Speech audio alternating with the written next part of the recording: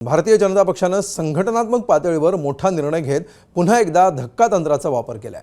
बऱ्याच काळापासून रखडलेल्या भाजप राष्ट्रीय अध्यक्षपदाचा पेच जवळपास सुटल्यामध्ये जमा आहे। भाजपकडून नव्या राष्ट्रीय कार्यकारी अध्यक्षपदी बिहारचे मंत्री नितीन नवीन यांची निवड करण्यात आली आहे। 45 वर्षांचे नितीन नवीन हे भाजपचे आतापर्यंतचे सर्वात तरुण कार्यकारी अध्यक्ष ठरले। जे.पी. नड्डा यांचा अध्यक्षपदाचा कार्यकाळ संपलाय, त्यामुळे नितीन नवीन भविष्यामध्ये विद्यमान 65 वर्षीय भाजप अध्यक्ष जे.पी. नड्डांची जागा घेऊ शकतात।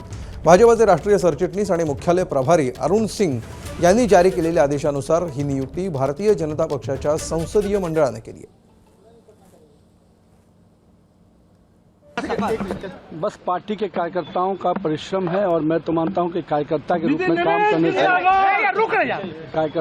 में काम करने से पार्टी के वरिष्ठ नेता हमेशा आपको ध्यान देते हैं और मैं तो इसके लिए बस पार्टी के नेताओं के साथ और उनके साथ जो आशीर्वाद मिला है उसको आगे काम करेंगे। तर नितीन नवीन कोण आहेत, त्यांची राजकीय कारकीर्द बघूया। 23 मे 1980 सालचा त्यांचा जन्म आहे। बिहारमधील ज्येष्ठ नेते नवीन किशोर प्रसाद सिन्हांचे ते पुत्र। 45व्या वर्षी नवीन यांच्यावर राष्ट्रीय कार्यकारी अध्यक्षपदाची जबाबदारी आली आहे। सध्या ते बिहार सरकारमधील नगर विकास आणि रस्ते मंत्री आहेत। पाटण्यातील बांकीपूरमधून ते 5व्यांदा आमदार आहेत। भारतीय जनता युवा मोर्चाचे महासचिव देखील राहिलेले आहेत। केंद्रीय कार्यकारिणीमध्ये राष्ट्रीय महामंत्री पदाचा अनुभव आहे। पूर्वोत्तर राज्यांमध्ये भाजप प्रभारी म्हणूनही त्यांनी काम पाहिलंय। सिक्कीममध्ये भाजपच्या विस्तारामध्ये देखील त्यांनी उल्लेखनीय काम केलंय।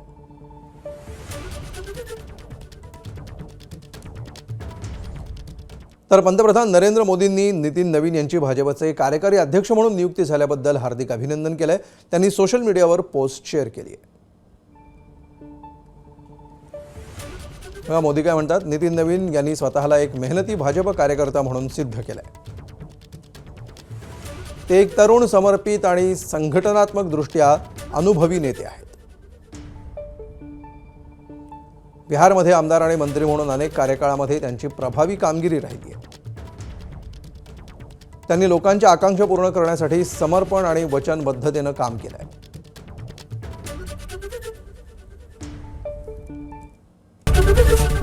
एबीपी माझा, उघडा डोळे बघा नीट।